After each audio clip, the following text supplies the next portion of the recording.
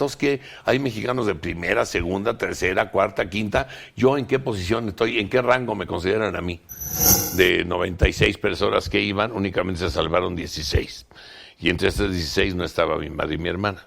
Lo resuelvo con un aparatito que tengo, que es un concentrador de oxígeno para poder sobrevivir en la Ciudad de México. Puedo estar 3, 4 horas sin él, pero tengo que estar 17 horas mínimo conectado con el aire, con este oxígeno.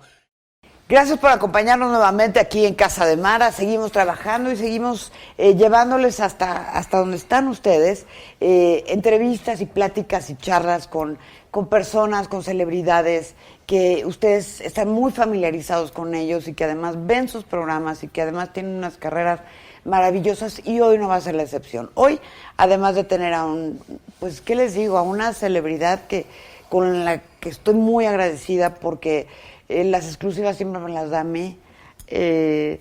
Siempre hemos tenido una relación muy cordial, siempre hemos estado muy cerca, siempre, aunque no nos hablamos seguido, pero sabemos que contamos el uno con el otro, y es una fascinación poder tener aquí a un gran actor, productor, además de su simpatía natural, programas de comedia, muchas cosas que ha hecho en la televisión mexicana, cine, teatro, y hoy está aquí con nosotros el señor Jorge Ortiz de Pinedo. Bienvenido, Jorge. Gracias por presentación. Es que me da mucho gusto tenerte aquí, Jorge. A mí más, y que me recibas en tu casa, más todavía. Pues tú me has recibido en la tuya. Claro, pero fíjate qué honor, ¿no? Venir a tu programa, además con tu público, que es muy vasto y muy agradecido. A ver, cuéntame esta tercera temporada de Una Familia de 10. Qué que barbaridad, es un trancazo. Tremendo rating. Impresionante. Es muy curioso. Hace 12 años hicimos la famosa primera temporada. Entramos en una barra de comedia en donde había 4 programas que ya tenían segunda y tercera temporada, y nosotros entramos de nuevos. Obviamente la primera semana no nos fue bien, pero en 5 semanas ya estábamos igualados con todos, y en 10 semanas éramos ya primer lugar. Y entonces terminamos los 24 programas que hicimos en el primer lugar absoluto de la barra de comedia, y gustó muchísimo, y nunca entendí por qué se acabó la barra de comedia en Televisa. Nadie lo entendió, de hecho. Pero entonces me empezaron a hablar, curiosamente, al año siguiente o 2 años, oye, queremos que vuelva el programa. Y entonces, sí, cómo no, entonces llamé a todos mis compañeros, oigan, vamos a volver. Ay, qué padre, porque nos fue muy bien en la primera temporada. Un gran rating, primer lugar de rating. ¿Y qué pasó? ¿Quién sabe? Y no entró. A los 3 años vuelven a hablar. Oye, ahora sí va a entrar, ya, y te voy a llamar otra vez a todos los muchachos, al viejito, al tío, a la tía, a todos. Y todos puestísimos, y nada. A los 5 años vuelven a hablarme porque iban cambiando de directivos y de jefes. Ya analizamos y queremos el programa. Y a los 5 años resulta que no, 6 años, 7, no entraban. Entonces me dio tanta pena que no entrara con mis compañeros, que les dije, ¿por qué no hacemos una obra de teatro de este programa de televisión que está basado en una obra de teatro de Alfonso Paso, que se llamaba El casado casa quiere, y aquí en la televisión le pusimos La familia de 10. Lo hicimos, y con nuestra sorpresa llevamos 500 funciones agotadas en toda la República. Los del medio. No, con la familia de 10. Entonces la familia de 10 seguía gustando, y la gente de Televisa, no entiendo por qué no nos llamaba, y no había barra, no nos llamaban ni para el domingo, ni para el sábado, ni para el Canal 5, ni el 4, ni nada. Nunca entendimos qué pasó. Y de repente, ya un poco desesperados, nos llamaron este año 18, el 18 me llamaron otra vez, porque de repente ya no hubo exclusividad, y yo me indigné mucho. Y dije, esto no es correcto. O sea, una persona que lleva medio siglo trabajando para esta empresa, no es correcto que ni siquiera se hayan comunicado con nosotros. Entonces puse una protesta, de alguna manera oficial, o sea, una demanda contra la empresa, para que me pelaran, para que despertaran. Entonces, claro, despertaron cuando vieron que les llegó una demanda. Y entonces ya pude platicar con ellos. Me dijeron, no, sí te queremos al aire, Emilio y toda la gente del Televisa. Entonces pactamos volver a hacerla, y traíamos el ritmo de televisión. Todo esto lo estoy diciendo como antecedente. Sí, claro. Este ritmo de televisión que traemos es el de teatro. Yo lo que hago es televisión teatral o teatro televisado. Cuando entramos con la tercera temporada, con la segunda temporada, traíamos un ritmazo de teatro. Y como el ritmo de la noche. Exactamente. Cuando tú ves un programa de comedia nuestro con un programa de comedia de otros compañeros productores, la gran diferencia es el ritmo. Traemos un ritmo de teatro, un tono de teatro, de festividad. Como Cándido Pérez. Como Cándido Pérez, alegre, fuerte, vivo. Y además los escritores que tenemos son muy buenos. Uno de ellos es mi hijo Oscar. Y entonces es un trancazo esta tercera temporada. Mejor que la segunda. O sea, y estábamos en el top 5, ahora estamos en el top 3 del rating nacional de televisión. Y estamos muy contentos porque justamente hoy me están hablando porque quieren que hagamos la cuarta y la quinta temporada. Ay, qué y estamos maravilla, hablando a ver si Jorge. podemos hacerlo. Entonces me gusta mucho eso. Y mientras hacía yo eso, la televisión yo la alterno con el teatro. Y con el teatro me encontré una obra que yo había visto hace 50 años que se llama La Corbata. Y de esta obra que se llama La Corbata hice una adaptación y le puse los de en medio. Porque La Corbata trata de que hace 50 años, si no traías corbata, no te dejaban entrar. Ni a los antros, ni al trabajo, ni a muchos lugares. Había lugares que el negocio era vender corbatas en la puerta. Porque para entrar a un restaurante, entonces, a un antro, a una fiesta, necesitaba llevar corbata. Y entonces Alfonso Paso hizo una parodia de cómo era el ser clase media. Los ricos podían no usar corbata si querían. Los pobres, pues, no usan corbata. Sí, ni corbata tienen, pero los de clase media tenían que tener corbata a fuerza. Entonces, ¿la historia qué es? Pues la historia de un rico corrupto con que quiere comprar unos terrenos al gobierno para construir departamentos de lujo y esas cosas, y le cuenta al gobierno y al pueblo que van a hacer canchas deportivas, que van a hacer hospitales para la gente pobre, y la bronca está que el terreno que quiere está invadido por un grupo de paracaidistas, que son los pobres. Y entonces al que le encargan que arregle todo es al de clase media. Todos lo traen como ping-pong, los ricos y los pobres. Entonces te mueres de la risa. Es una comedia divertidísima. Pero hay un segundo caso dentro de la misma obra, porque aparece la familia rica, la familia de clase media, la familia de clase humilde, que tienen hijas en las tres familias menores de edad. Y resulta que las tres hijas de 17 años, 16, salen embarazadas. Entonces hay un gran trauma en la familia de la clase media, porque tenemos todos los atavismos naturales de nuestra educación, la mayoría somos cristianos, católicos, necesitamos llegar a que nuestras hijas lleguen al altar vírgenes, que se casen de blanco, es un desprestigio moral, mi nombre está enlodado, y los ricos es, ¿quién fue? ¿Quién fue quién? El que se acostó contigo, tiene dinero, es de buena familia, tiene posición política, y mientras eso sea, no hay tanta bronca. Y el pobre es, trabaja este desgraciado, ¿cuánto gana? Pues que se venga aquí a la casa a aportar. Exacto. Y los que sufren Lo son los de resuelven clase más media, fácil. lo resuelven más fácil. La gente se muere de risa porque además la dejé ubicada en 1968 y eso ¿qué es lo que hace? Que podamos futurear. Entonces, a futuro decimos cosas en el 68 y te mueres de la risa porque parodiamos Como lo que está adivinar pasando el ahorita. futuro. Estamos adivinando en el 68 lo que está pasando ahorita, que hay fifís, que hay chairos, o sea, que hay un gobierno que mantiene y le da dinero a los que no estudian, a los que no trabajan, y la gente se muere de risa. Son 15 actores en escena. Es una superproducción, por decirlo así. Esto es como un musical sin música y la gente lo disfruta mucho. Y bueno, aquí el único conflicto se puede decir es que yo tengo una condición física un tanto extraña. Tengo EPOC por haber fumado 50 años de mi vida. No fumen, se los recomiendo de todo corazón. No hagan caso a la publicidad de los cigarrillos, que no los inviten. Es una adicción tremenda y gravísima. Yo fumé y casi me muero. Tengo EPOC, me dio 2 veces cáncer de pulmón. Me faltan dos pedazos de pulmón que me quitaron. Entonces a mí no me conviene estar en la altitud de la Ciudad de México. 2.250 metros sobre el nivel del mar es muy, muy duro para mí porque hay menos oxígeno. ¿Y cómo aquí lo resuelves, Jorge? Lo resuelvo con un aparatito que tengo, que es un concentrador de oxígeno para poder sobrevivir en la Ciudad de México. Puedo estar 3-4 horas sin él, pero tengo que estar 17 horas mínimo conectado con el aire, con este oxígeno, que es un concentrador que, si me permites enseñarlo, es fantástico. Esto es un milagro de la Sí, ciencia. porque muchas personas, yo tengo una amiga también que Mira, tiene... la gente generalmente usa tanquecitos y traen el tanquecito cargando. Bueno, resulta que esto aparece, me lo encuentro, y esto es un concentrador de oxígeno. Este aparato toma el oxígeno que hay en nuestro alrededor Y se carga. y guarda el oxígeno. Y cada vez yo me lo pongo, o sea, con estas puntas aquí en la nariz, y cada vez que yo respiro, esto me avienta oxígeno.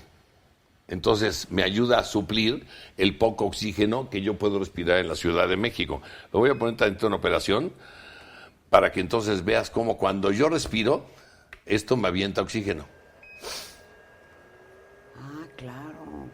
¿Y Está sabes que tomando muchos oxígeno y me lo está cantantes? vendiendo. Esto es como un pulmón artificial. Fíjate nada más. Es una bendición que me permite estar en la Ciudad de México, pero mis médicos de todas maneras me recomiendan no estar en la Ciudad de México demasiado tiempo. ¿Y qué Entonces, haces con pues la mitad del teatro? año me la voy a pasar en la Ciudad de México y la otra mitad me la voy a pasar en la costa, en una playa, viviendo y haciendo giras por la República Mexicana, en Eso donde te ayuda en bastante. ciudades que no tengan tanta altitud. Porque, por ejemplo, si voy a Toluca me cuesta un trabajo, es muy alto. Zacatecas es altísimo. Pero si voy a Monterrey, que está a 700 metros, si voy a Tijuana, Mexicali, que está debajo del nivel del mar, olvídense, No tienes problema. no hay problema. En Acapulco, en Cancún, en Matamoros, en Reynosa, en Ciudad Juárez, es desierto, o sea, no tengo mucho problema. Puedo trabajar. Me cuesta un poquito de trabajo ir a Puebla, porque Puebla está casi a la misma altura de la Ciudad de México, pero me lo puedo quitar un momento. Pero yo termino mi temporada, voy a hacer 8 semanas que anuncié, llevamos 5, faltan 3. Cierro mi temporada aquí en México, me voy a descansar a la playa y entro a trabajar al Teatro Royal Pedregal, que es el teatro que yo abrí en el Pedregal de San Ángel. Va a entrar una pastorela que se llama pues ya. Sé lo que hicieron la pastorela pasada, porque hicieron puras babosadas Adriana Moles y Óscar Ortiz de Pinedo, mi hijo. Es una pastorela divertidísima, del día 16 al día 23, y el día 15, el domingo 15, empieza ahí en el Teatro Royal Pedregal, Santa Claus, con Rubén Cerda. Ay, es una Que es un show belleza. bellísimo y que tiene una ventaja. Hay otros shows de Santa Claus, shows multitudinarios con grandes pantallas y mucha gente y todo, pero son tan lejanos los lugares que los niños ven a Santa Claus de este tamaño. Sí. En el teatro nuestro, que es un teatro de 400 butacas, todos los niños pueden ver a Santa Claus de cerquita. Y además, acabando el show, pueden platicar con Santa Claus, pueden tomarse fotos con Santa Claus, pueden entregarle su carta a Santa Claus, que tengan la seguridad que Santa Claus va a llevarle los juguetes que están pidiendo. Y bueno, es un show también de bailarines, de chistes, de risa. Y Rubén Cerda es un gran Santa Claus. Yo creo que Es un tremendo hubo actor, un gran Santa Claus en México, que era José Elías Moreno.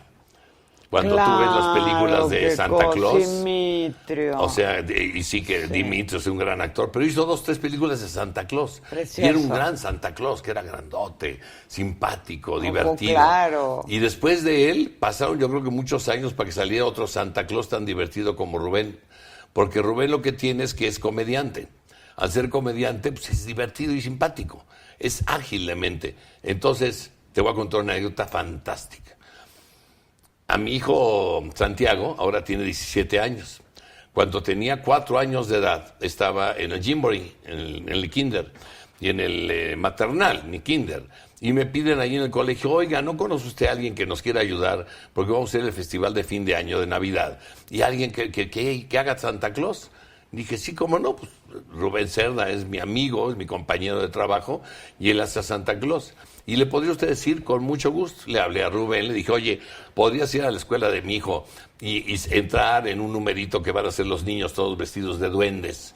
Y que entre Santa Claus, pues les va a dar mucho gusto. Sí, yo voy con mucho gusto. Entonces estaban todos los niños sentaditos en el piso en el teatro. Era un teatro de la escuela japonesa. O sea, que tiene un teatrito muy bonito. Y todos los niños sentaditos en el piso. Y de repente llega Rubén. Y llega Rubén, Santa Claus. Y llega y ve a todos los niños y ve a Santiago y le dice, hola Santiago.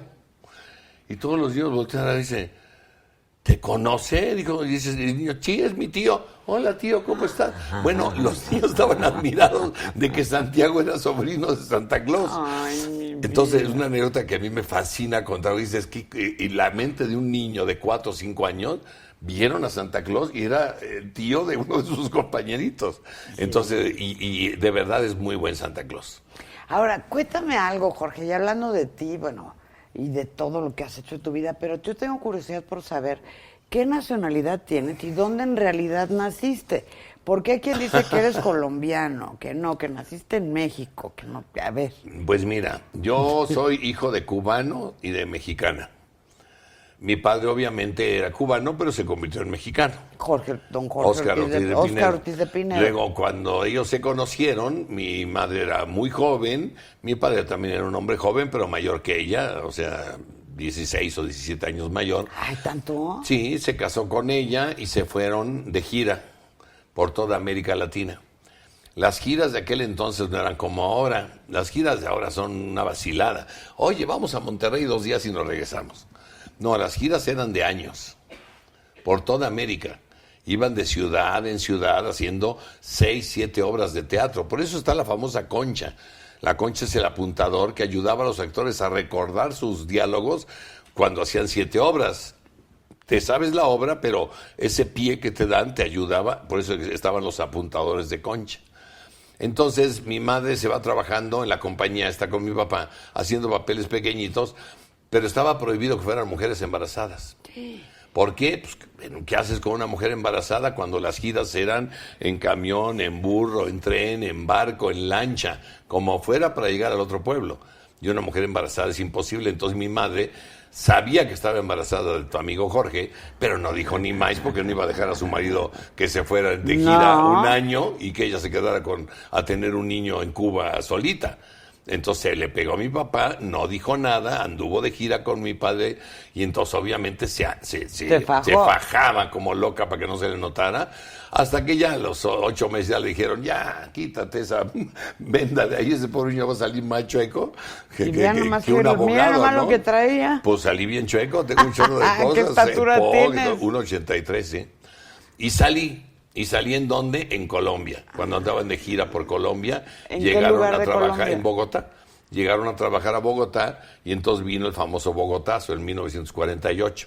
El famoso Bogotazo, para la gente que no sabe, fue una guerra intestina entre hermanos, o sea, hubo un problema muy grave de elecciones y un partido se enojó contra otro partido y entonces hubo una guerra intestina muy fuerte y se incendió medio Bogotá y hubo asesinatos y balazos y no sé por qué me recuerda aquí este país hoy en día, pero el teatro donde estaban, fíjate que se incendió, entonces toda la compañía que iba pues perdió todo lo que tenían, las escenografías, los baúles de los actores, porque en ese entonces cada actor para poder representar 7 obras de teatro llevaban vestuario, maquillaje, peluquería.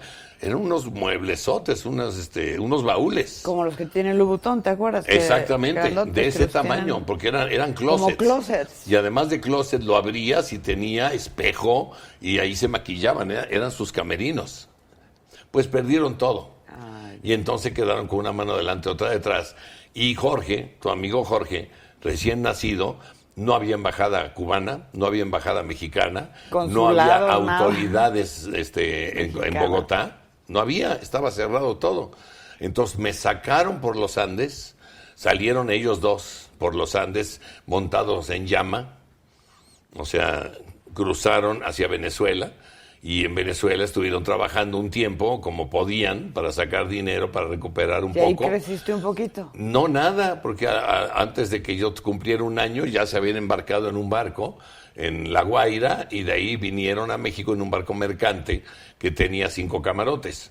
Y en esos camarotes, en uno de esos, mi papá pudo comprar, no podía comprar un barco de puros pasajeros que eran muy caros.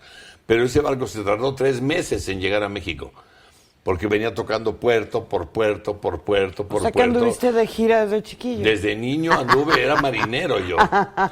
Entonces sí, incluso entonces en Panamá, en una de esas que bajaron en Panamá, me tomaron una foto recién nacido, bueno, chiquito, al año, medio, o 9 meses, 10. Y cuando llegamos a México, me contaba mi mamá que la bronca dijo, ahora cómo metemos a este niño a México.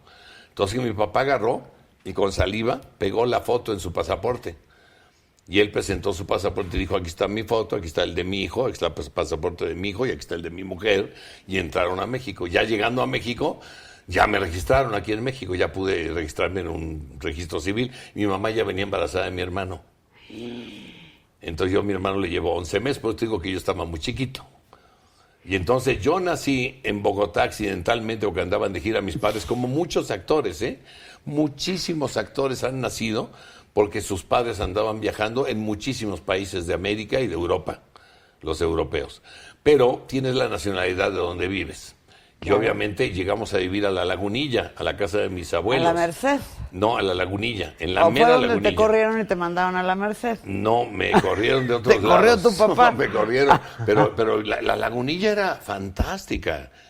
Yo los recuerdos que tengo de la Lagunilla quiere decir que en la calle de Honduras 17, si alguien tiene curiosidad de ver, hay un portón gigantesco que tiene una vecindad adentro que tiene 30 viviendas, ahí vivían mis abuelos.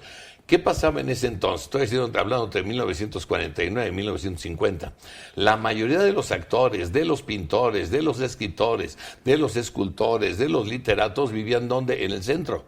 Ahí estaba todo. Bueno, Ahí. y cuando la Guerra Civil Española también se Y llegaron aquí todos los vino toda la españoles. élite ¿Y cultural. dónde vivían? Pues vivían ahí en el centro. Era fantástico el centro de la Ciudad de México. Fantástico. Estaba mi casa, que sigue siendo mi casa. Bueno, Jacobo Zabludovsky ahí vivió. Ahí vivía, sí, pues don Jacobo me quería mucho porque decía, somos de la Lagunilla, decía. Entonces, tú caminabas 3 pasos y estabas en un lugar que se llamaba El Jarocho, que era un restaurante de mariscos, que llegaban todas las madrugadas los camiones desde Veracruz, con todo el marisco, con los pescados, o sea, ver eso era fantástico. Y justo del otro lado de la entrada de la vecindad estaba un lugar que sigue existiendo, que se llama Guadalajara de Noche. El Guadalajara de Noche es un cabaret para que los turistas vayan a oír canciones mexicanas y a ver bailables mexicanos. Un lugar padrísimo, pequeño, pero muy divertido, que todos los días llegaban turistas de todo el mundo a ver. Me acuerdo mucho porque hay todavía un retrato ahí de una muchacha que mi mamá, era una ahijada de mi mamá, que era una muchacha muy bonita, muy humilde, que nos la pidieron prestada para poderla copiar en una foto, y está en un retrato de la venadita, le decíamos. ¿Por qué la venadita? Porque no veía nadita, pues estaba medio, o sea, era miope, pero bellísima la muchacha. No, y ahí miope está también puede ser miope. Sí, también. Bueno, bellísima la chava. Y caminabas 8 pasos, ya había un hotel, y 20 pasos había la farmacia, y luego seguías caminando y estaba el Tenampa, y estaba Garibaldi, y estaba el México Típico, y estaban los mariachis, y el mercado de la birria, y el Teatro Folis, y la feria, había una feria ahí establecida fija, y caminamos tantito para el otro lado, y estaba el mercado de la Lagunilla, con esa bóveda gigantesca preciosa, que era como el Chopo. Era preciosa, o sea, increíble ahí. Y caminabas tantito más y estaba toda la ropa donde se hacía ropa de mariachis, y estaba el mercado de la ropa, y el mercado de la comida, y caminabas para el otro lado 3 cuadras y estaba la Arena Coliseo, y estaba el Teatro Folis, el Teatro Lírico, el Iris, o sea, era la Cámara de Diputados, obviamente. El centro de la ciudad era fantástico. Además, yo les digo a mis hijos, era como un gran mall. ¿Qué se les antoja? Lo que se te antoje. Comida, la que quisieras. Ropa, la que quisieras. Había desde ropa muy fina hasta ropa muy barata. Bueno, la famosa esquina de los petaqueros estaba a 8 cuadras de mi casa, donde había uno que decía, petacas fulanas. El otro decía, para petacas las mías. Y el otro decía, las mejores petacas de esta esquina. Y el otro decía, las mejores petacas del mundo. Eran, 4 tiendas en las contras de esquina. Petaca. De puras petacas. Divertidísimo. O sea, maletas. Sí, maletas, no, era pensado otra cosa. Pero lo que más recuerdo de todo esto, hablando de que estaba lleno de deportistas, literatos, actores, había varios restaurantes y cafés, más bien cafés. El Café Tupinamba, el Café Campo Amor, el Do Brasil, el Café de Tacuba, obviamente, La Habana, donde se reunían periodistas, comentaristas, deportistas, actores, poetas, literatos, escritores. Y yo de niño yo veía eso y decía, qué mundo más fascinante. Y luego yo iba de niño a los ensayos del teatro lírico, porque mi madre era bailarina del ballet de Chelo Larrey, era muy guapa y era muy buena bailarina. Y luego era tan divertida mi mamá que entonces le empezaron a pedir los cómicos para que los ayudara en los sketches.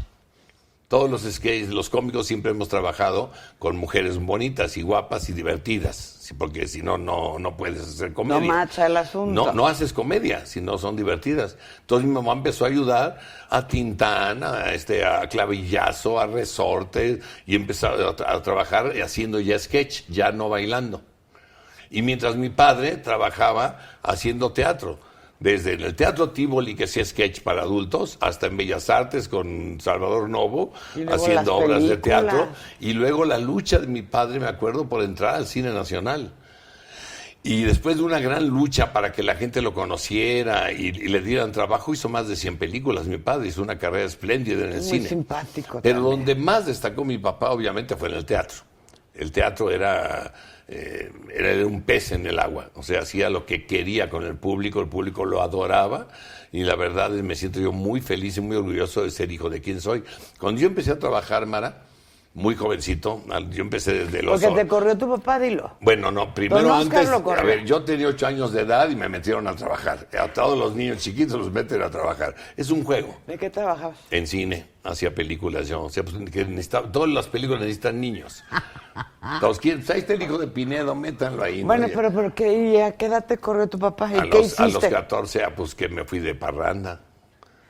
A los 14 años de edad cometí una estupidez gigantesca, que fue la de decirle a mis cuates más grandes que yo, voy a cumplir años, o sea, ¿cuándo? La semana que viene, pues hay que organizarle una fiesta, Jorge. ¿Cuánto cumple? 14, pero yo era alto, o sea, yo no me veía de 14, vamos, ese es uno de los problemillas alto, que hay. rubio, guapo, ojos Sí, azules, así, tipo como Raúl. Como Raúl. Ajá. Entonces, no me veía de 14. Y entonces yo tenía cuates que eran un poquito más grandes que yo. De 16, de 17, 18 años. Y entonces, pues para festejarme, me llevaron de parranda. Auténticamente de parranda. De fiesta en fiesta, de cantina en cantina, o sea, de petaca en petaca. Haciendo trampa, ya sabes, con una cartilla falsa, con una licencia existía. falsa. Ya, bueno, eso antes, ahora ya no hay eso, ¿eh? No, ya no. No van a creer. No, o sea, es la Universidad de Santo Domingo, ¿no? Exactamente, sí. Ahí voy a ir al ratito. Ahorita voy a ir a Santo Domingo porque hoy se presenta la telenovela nueva que hace el Güero Castro, de médicos. Y yo hice ahí algunos capítulos. Ah, qué buena onda. Entonces voy a estar ahí con él. Santo Domingo, ahorita que lo platicamos. Entonces, esa parranda fue tan fuerte que no llegué en toda la noche a mi casa. Ay, Jorge. Entonces llegué como a las 8 de la mañana o 9. Sí, como unos amigos que yo conozco. Entonces... Mira, no quiero decir quién. Sí, ya les estoy viendo. ¿Eh? Entonces, ¿qué es lo que pasa cuando un niño de 14 años no llega a su casa? No había Locatel. En nuestros tiempos, Jorge. En esos tiempos no había nada de eso. Mis padres, yo no les avisé. No había celulares, no había esta facilidad que hay para hablar. Primogénito. Y yo andaba de parranda, o sea, se me olvidó avisar. Esa es la verdad. Y además me emborraché, o sea, ya para acabarla de fregar. Entonces, ¿qué pasó? Que cuando yo llegué a mi casa, mis padres, mis abuelos, que ya vivíamos en Campeche, Churubusco, ya nos habíamos cambiado la Cunillilla a Churubusco. ¿Por qué? Porque los actores trataban de vivir cerca de los estudios. Claro. Unos vivían cerca de San Ángel, en San Angelín, porque es donde estaban los estudios, y otros vivían cerca de Churubusco, donde estaban los estudios Churubusco Azteca. Entonces mi padre se fue a Campeche, Churubusco, ya vivíamos ahí, pero ya habían ido a la Cruz Roja, a la Cruz Verde, a la delegación, bueno, creo que hasta la morgue fueron. Entonces, cuando yo llegué,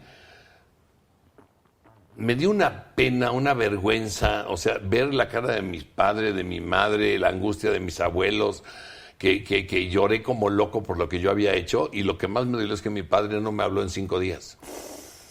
No me dirigió la palabra, sí, nada más no me dirigió la palabra. Eso me dolió tanto y me hizo comprender que yo no tenía derecho, yo tengo derecho a hacer lo que yo quiera, pero no de lastimar a nadie con lo que yo quiera hacer.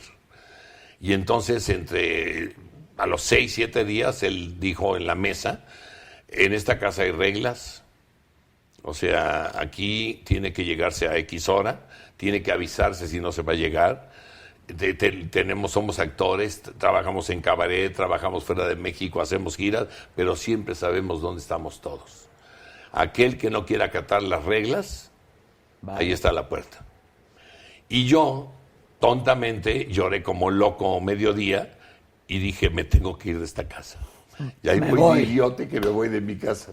Y entonces, claro, que no tan idiota, porque me fui a casa de un amigo mío, Joaquín Ramírez, que lo acabo de ver ahorita en Mexicali, desde allá, y viví aquí en México, en una casa padrísima en Coyoacán, con alberca y con criados y todo eso. Yo llegué y me fui, oye, perdón, si me salí de Junior.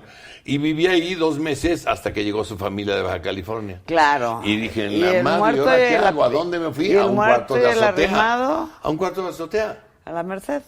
A un cuartito de azotea de la Merced, a vivir ahí. Y ahí estuve viviendo. ¿Y qué pasó también?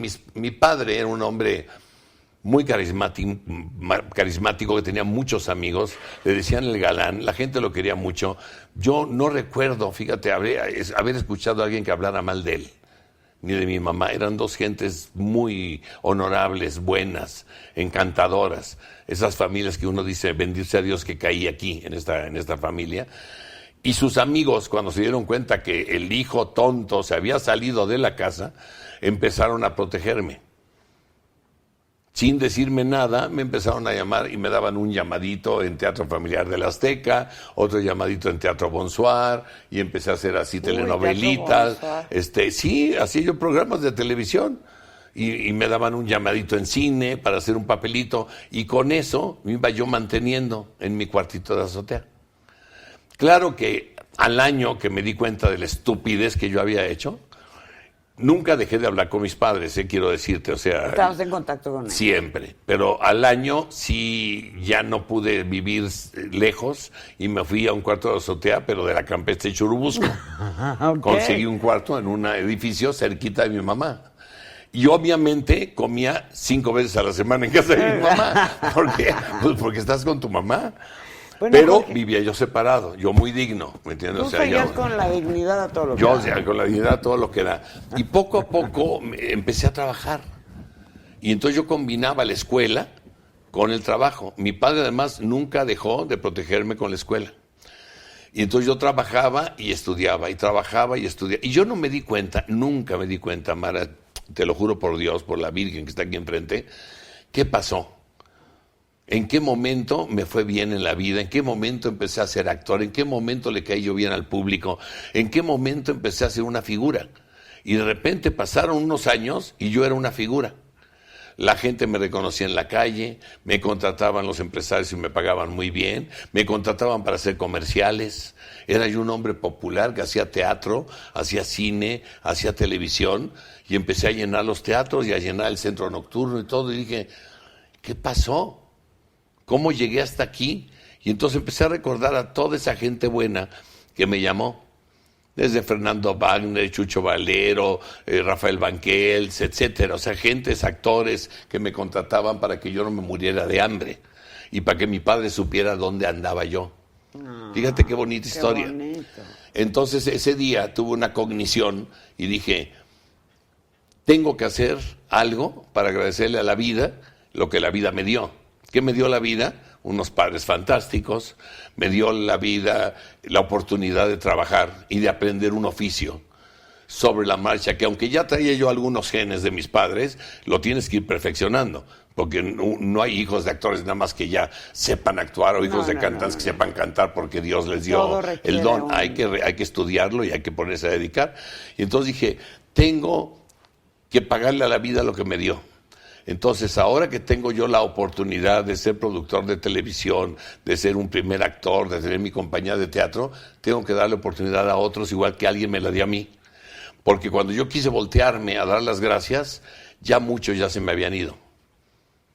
Entonces, ¿cómo darle las gracias a esa gente que se fue? La única más, le di las gracias a los que estaban vivos, obviamente. Claro, porque fui a decirles gracias, o sea, me acabo de dar cuenta de lo que hiciste por mí. No te había dado las gracias. te agradezco mucho a directores, actores, productores, escritores de cine, de teatro, les di las gracias, pero a los que ya se me habían ido, les prometí y les juré ante la Virgen que iba a tratar de hacer lo mismo. Entonces fue cuando empecé a hacer Los Comediantes y cuando empecé a producir programas de televisión y teatro para otros compañeros, no nada más para mí. Entonces me puedo ufanar que el programa de Los Comediantes presenté más de 300 cómicos en la televisión. Y que de esos 300 cómicos, pues hay 150 que se quedaron a trabajar en la carrera y que hay 50 estrellas de la comedia.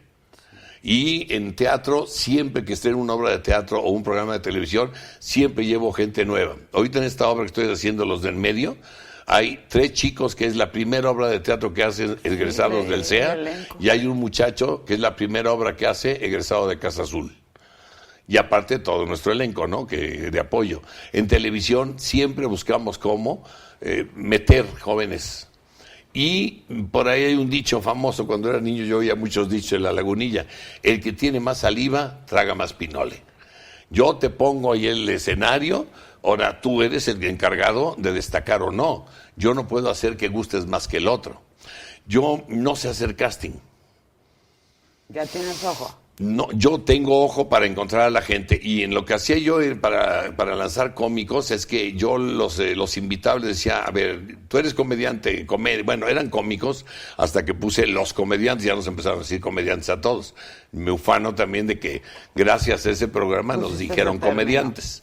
Y decía, bueno, me enseñaban sus videos que hacían... no sé, bares, restaurantes, peñas. Decía, vamos a hacer una cosa, te pongo yo antes del programa, haz tu rutina. Si la gente se ríe, te grabo tu rutina para la próxima semana. O sea, en lugar de que yo te diga si eres bueno o malo, vamos a hacer que la gente no lo diga. El público, ¿quién puede haber mejor para juzgar a los actores que el público mismo? Claro. Entonces de ahí salieron muy buenos cómicos, nuevos, y otros se reafirmaron. Y luego me han pasado cosas tan padres, como el tener a Beatriz Girón como socia mía y en Televisa, claro. y tener ahí y que se nos asociara. De repente llegó Fernando Arau, también con su idea de, oye, ¿y si hacemos un concurso de comediantes? Y dije, qué buena idea. ¿Por qué buena idea? Porque si tú haces un concurso de aficionados de canto, como están haciendo ahorita, ¿cuál es el premio? ¿Dinero? El dinero se va. Una camioneta se echa a perder. El premio es que el que gana un concurso de canto tenga de alguna manera la oportunidad de destacar en el canto. Entonces yo lo que hacía es que hice con Fernando, hicimos el Riatatán. Sí, el Riatatán fue un concurso de cómicos. El que quiere inscribirse, órale, vénganse para acá. Y los poníamos a trabajar en unos bares. La final fue tan bueno que le hicimos en la Arena México. Y de la Arena México salieron gentes como La Chupitos, como Edson Zúñiga el Norteño, o sea, bueno, muchísimos, o sea, La Coquis, o sea, muy buenos cómicos. ¿Cuál era el premio? Trabajar en Los Comediantes. Claro. Entonces tenían imagen. ¿Y qué es lo que quiere un cantante? Pues cantar. Y un cómico trabajar, hacer chistes. Ese es el premio verdadero. El dinero viene solo cuando tienes calidad y cuando tienes suerte y cuando te presentas donde tienes que presentarte. Pero si te regalo el dinero se te va a acabar. Jorge, y has tenido una carrera imparable y una creatividad que has echado a andar durante el día 1 que comenzaste a descubrir este medio artístico. ¿En qué momento estabas cuando te enteras de la muerte de tu padre? Estaba haciendo teatro, estaba trabajando en el Teatro Palacio Chino, en donde están todavía, bueno, está, la gente sabe dónde estaba el Palacio Chino. Y eso, ¿no? Entre Bucareli y la Alameda y todo eso, ahí estaba, Reforma y todo, y estaba yo haciendo ahí una obra con Juan Ferrara, con Elena Rojo. Nina se llamaba esa obra. Y mi madre estaba haciendo otra obra de teatro, el Teatro de la República, y un domingo, terminando de trabajar, nos juntamos mi madre y yo, y fuimos a comer al Danubio, un restaurante muy famoso, donde voy a cada rato, donde me encanta comer, y donde a mi padre le encantaba mucho también ir a comer. mi papacito ya estaba enfermo. Tenía diabetes, hipertensión, o sea, un problema, ya no podía trabajar. Entonces fuimos a cenar y a las 11 de la noche, 11:30, que cerraba el restaurante a las 12, le pedí unos camarones a la gamba, o sea, con gabardina, que le llaman los italianos, que era camarones capeados. Y fui a llevar a mi madre a la casa, le llevamos los camarones, cené con él, platicamos un ratito y todo eso. Y cuando llegué a mi casa, te estoy hablando del año 82, o no sé, por ahí. No tengo muy buena memoria para las fechas.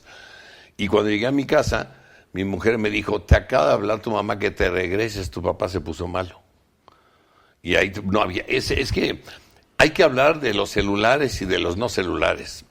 Cuando tenemos celulares ahora nos comunicamos muy fácil. Entonces, desde Campeche, Churubusco hasta Las Águilas llegué y de ahí me regresé otra vez y mi padre parece ser que no le cayó bien la cena. Y entonces quiso levantarse porque no le cayó bien, yo me imagino yo que quería volver el estómago y no alcanzó a levantarse. Entonces regurgitó. Entonces un pedazo de algo se le fue para el otro lado, así como decimos, ¿qué pasó? Se me fue para el otro lado, se le fue para el otro lado. Eso le provocó un problema de respiración muy fuerte y eso le provocó un problema de hipertensión y la hipertensión le provocó luego un coma diabético. Todo se encadenó así de alguna manera. Y lo llevamos ahí. Cuando yo llegué ya le habían hablado de la ambulancia y todo. Entonces, fíjate, es la primera vez en mi vida que sentí yo lo que era el peso muerto. Mi padre estaba bien, pero desvariada, porque estaba con la presión hasta, quién sabe cuánto tenía de presión, muy fuerte. Y no lo podíamos levantar entre 5 gentes. Entonces ya logramos bajarlo porque la camilla no subía por la escalera, logramos bajarlo, subirlo a la ambulancia, nos fuimos al Centro Médico Nacional y ahí lo atendieron, entró y en 6, 7 horas entró en estado de coma. Entonces ahí estuvo 13 días y 13 días estuvo ahí. No, mi madre y yo seguimos trabajando. Yo estaba haciendo una telenovela, mi madre estaba haciendo teatro, yo hacía telenovela y teatro. Y nos alternábamos con mi padre, mi hermano, mi hermana, mi madre y tu servidor para estar siempre con mi papá y en el centro médico. Y de alguna manera yo leí de repente en algún libro que había gente que estaba ya en ese estado de coma. Yo había platicado con los médicos de qué posibilidades había de que mi padre reaccionara del coma teniendo 70 y tantos años de edad. Y en el estado físico en el que estaba, pudiera volver a hablar, ver, caminar, expresarse. Y me decían que era muy difícil, que las posibilidades eran casi nulas. Entonces leí también por ahí que a veces nosotros no dejamos ir a nuestros parientes, que la gente está en estado de coma, pero ahí están. Y que siempre hay alguien ahí junto a ellos, entonces no los dejamos ir. Y yo decía, oye mamá, ¿y qué pasa si en la noche nos vamos y lo dejamos aquí en el hospital solo? Y a ver si él se da cuenta ya se va tranquilo. Sí, que se esté más tranquilo, que no estamos aquí. No, ¿cómo crees? Tengo que estar aquí con tu papá. Y mi pobre mamacita estaba con mi papá, o estaba mi hermano, o estaba yo, pero siempre estábamos con mi padre. Esos 13 días nos la pasamos con él, día y noche. Y un día llega el momento en que mi madre tenía que irse porque tenía un ensayo de teatro y yo tenía que haber llegado de un llamado de televisión de 2 escenas y le dije, no he terminado, pero ya estoy haciendo la escena. Vete yendo si quieres y yo llego, estaba en el Centro Médico Telesistema Mexicano, estaba ahí cerquitita. Yo llego ahorita, en media hora estoy ahí y resulta que la televisión no tiene palabra de honor. Y se descompone una cámara y te esperas y total que me tardé 2 horas en llegar. Y cuando llegué al hospital, mi padre había muerto a la 1 de la tarde. O sea, cuando no había nadie, cuando no estaba ni mi madre, ni mi hermano, ni mi hermana, ni yo, ni nadie. En ese momento descansó mi papá. Y luego también tienes una noticia muy fuerte con el fallecimiento de tu madre y de tu hermana. Sí, fue muy duro. Primero, cuando murió mi padre, me llevé una impresión muy fuerte, porque, bueno, primero llego, veo que se había ido mi papá, me siento muy triste, obviamente, como podrán comprender. Mi madre llegó en un mar de llanto, mi hermana, mi hermano, todos. Pero cuando salí del hospital, o sea, me habló el director de Seguro Social, me habló el director de la clínica donde estaba, o sea, de cardiología, me ofrecieron los velatorios de Seguro Social, todo. Me hablaron de Relaciones Exteriores, me hablaron de la Secretaría de Gobernación. Y yo decía, ¿qué pasó para darme el pésame? Y cuando voy saliendo, ya estaban las últimas noticias, el periódico, la segunda edición, que aparecía como a las 5 de la tarde o 6. Y el encabezado era: murió Ortiz de Pinedo. Y hasta ese momento me cayó el 20 de quién era mi padre, que era un hombre querido, admirado, un actor que había entretenido al público, que el público lo quería y que le daban un valor los periodistas, los gobernantes, sus compañeros, etcétera.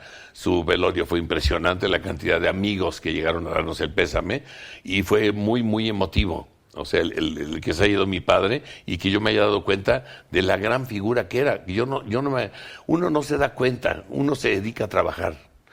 Y cuando no estás pensando en quiero ser, sino yo quiero vivir, quiero actuar, yo quiero darle risa a la gente, darle emociones, no estás pensando que quieres ser ni famoso, ni rico, ni nada. Estás viviendo, como te digo, yo no me di cuenta cuando era yo una figura, ni nada. De repente me cayó el 20.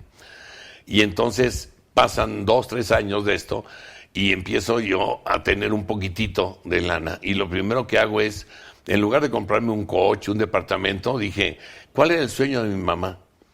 Ir a Europa. Y nunca había ido a Europa con mi padre, porque mi padre siempre tenía trabajo. Y mi papá le decías, oye papá, ¿por qué no te vas a Europa? Mira, te regalaron boletos. Hubo 2 compañías de aviación de aquel entonces que le regalaban boletos para dar la vuelta al mundo. Y decía, no puedo, que tengo teatro. No me puedo ir. Tengo a mi compañía de teatro y tengo que trabajar. Y entonces nunca llevó a mi mamá a Europa. Entonces junté una lanita y le dije, órale mamá, ahora vete a Europa con mi hermana, que Laila, mi hermana, ya había ido 3 veces a Europa, desde los 15 años, ese famoso viaje que todos los clasemedieros tratamos de que nuestros hijos vayan a bailar con los cadetes a Viena, a todo ese bululú que hacen las quinceañeras. Y ahí conoció mi hermana en Roma a un señor egipcio, que ella le llamaba Papa Elia. Y Papa Elia era un hombre egipcio, como te estoy contando, vivía en Egipto, en el Cairo, que quería mucho a mi hermana, y se carteaban, y se escribían, y se hablaban por teléfono, y mi hermana, las 2 segundas veces que fue a Europa, fue a casa de Papa Elia. Y entonces, cuando fue con mi mamá a este viaje a Europa, le dijo a mi mamá, quiero llevarte al Cairo para que conozcas a Papa Elia.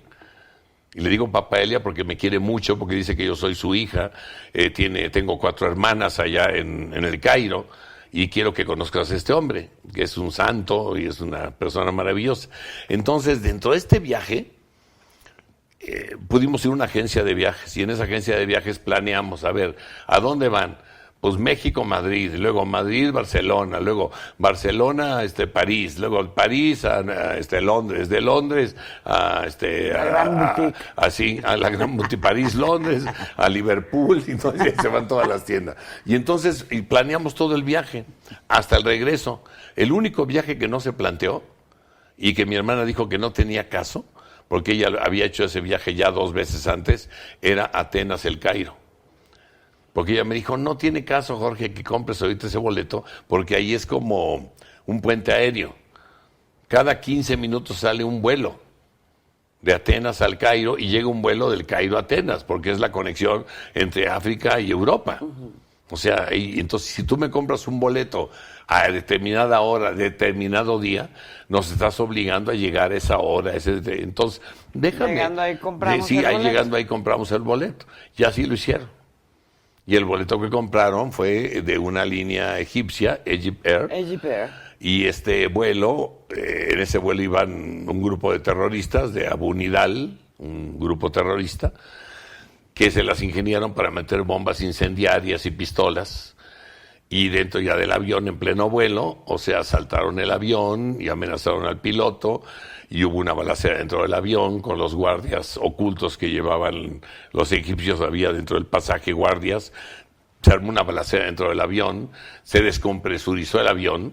Cuando hay una balacera dentro de un avión, las balas rompen las ventanillas, me explicaron, y eso descompresuriza el avión, entonces pierde potencia, y ellos querían llegar a un sitio en específico, y obviamente el piloto les dijo, no podemos llegar a Libia, porque no tengo la suficiente potencia ni tengo el suficiente combustible.